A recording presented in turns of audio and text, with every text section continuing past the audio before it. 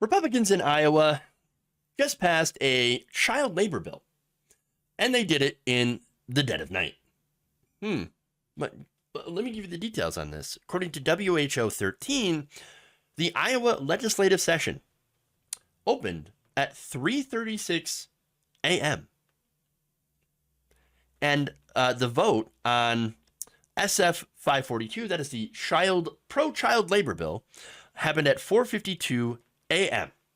So they're getting up bright and early to make sure to send the kids back to the mines. So this happened again at 4:52, passed by a margin of 32-17. Mainly party line vote. All Democrats voted against it, joined by 2 Republicans.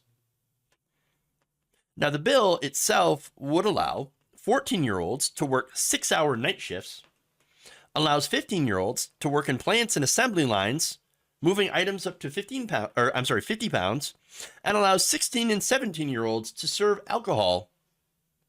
Well, and there you go. This is what happens when labor power threatens corporate interests. They try to make the kids go back to work because kids can't join a union. They can't join a union. They can't bargain for better wages. They can legally get paid substandard wages, so below the minimum wage. So companies looked at this and they're like, yes, we have the solution to the problem of nobody wants to work for our crappy wages. We're just going to hire the children. Okay. So now, funny enough, as I mentioned before, a lot of these places are the ones who claim to have problems with hiring people. And again, that's because they don't pay enough or the working conditions are bad and in some cases dangerous. Like, for example, meatpacking plants, which I've done stories before of children working in meatpacking plants. They figured, though, that, hey, look, if we can legally pay substandard wages and we can get away with it, because right now there's a lot of companies that are in violation of child labor laws. So they figured out, let's just change the child labor laws. Let's just make it legal to hire children. But it's even more insidious than that because it's a nationwide effort to weaken labor standards all over the country. According to the Economic Policy Institute, industry lobbyists backing state child labor changes appear to view state-by-state erosion of protections as a way to build pressure for an eventual relaxation or elimination of federal wage and hour standards for the entire country.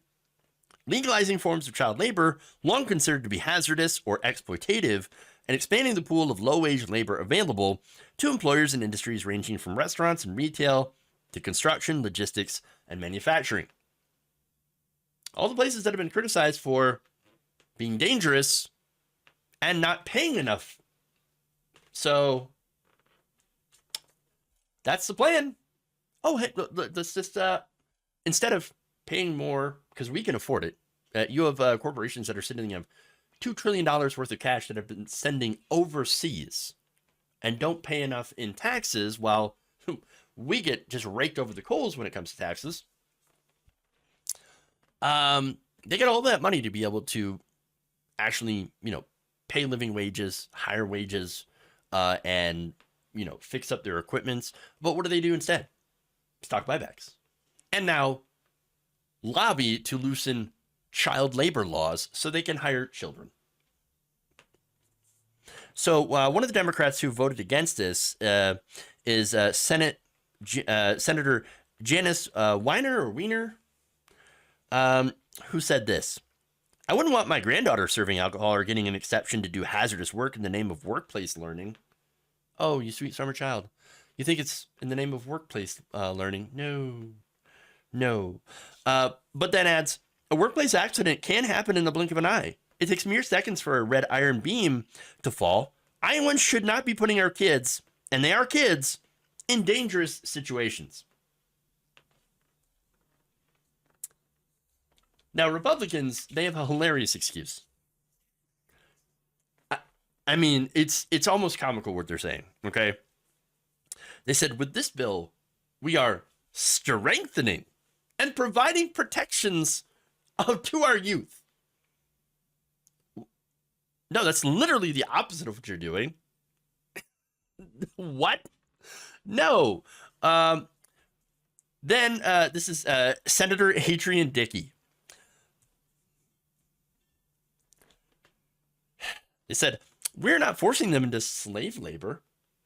We are not selling our children. We're not even requiring them to work. Wait, hold on. Okay. That statement makes me think, what? What are you talking about? We're not forcing them to slave labor. I mean, at least they're not slave. You know what I'm saying? We're not selling them either. Come on, guys. We're never requiring them to work yet. Come on. So here's the thing. Child labor, look, we know that this is harmful to children. Decades of research that documented that excessive work hours can jeopardize teens' health and development, and that youth are developmentally and biologically more vulnerable to workplace injury and long-term harms from chemical exposures and other workplace hazards than older adults. Which again, by the way, those hazards also exist for the older adults and shouldn't be there. There should be more protections for adults in labor. And again, I don't think children should be doing this kind of labor. I'm not saying that a kid can't get a summer job for a little bit of extra video game money. Oh yeah, that's totally fine. This ain't it. This ain't it. This has the ultimate goal of weakening federal labor standards and drives down wages for all, increases unemployment among other groups. And also there is the potential that kids will not finish school, not get the so-called alleged woke indoctrination or whatever because they're working, because their families are like, oh, well, why don't you just go to work? Why are you going to be in school? You got a job. You're good enough. Can't get them learnings. No. That's, those schools, I mean, they're just indoctrinating you with woke LGBTQ gender ideology. Can't let that happen. No. Again, nobody's saying that kids can't have a couple of hours for an after-school job, or a summer job, or a few hours in the weekend.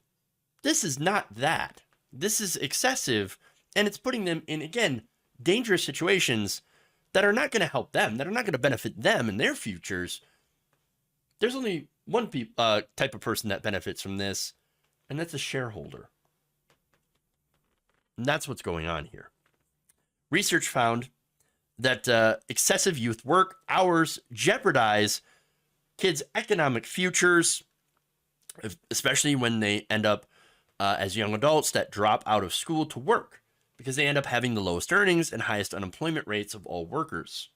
And so, again, and as I mentioned before, if wages go lower for adults as a result of a flood of child labor, well, I mean, what's that going to do to the labor market? Again, you're forcing wages down further.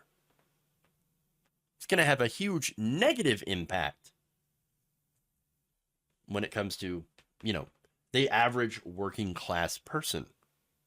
It's straight out of a Dickens novel.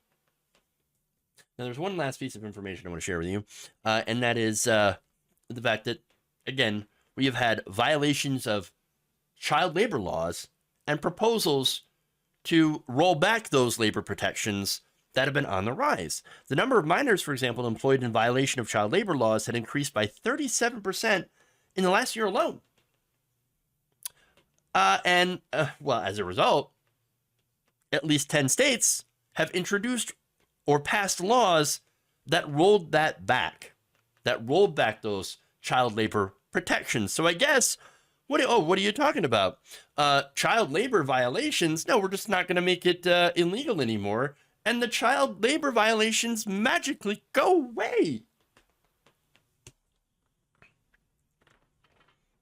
So look, if anyone was curious which direction corporations were gonna go after the Great Resignation and the resurgence of labor power in this country, or at least the beginnings of.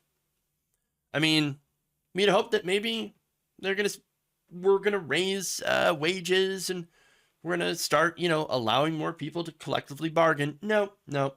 Instead, they're gonna put the kids back in the mines, all to save a few bucks.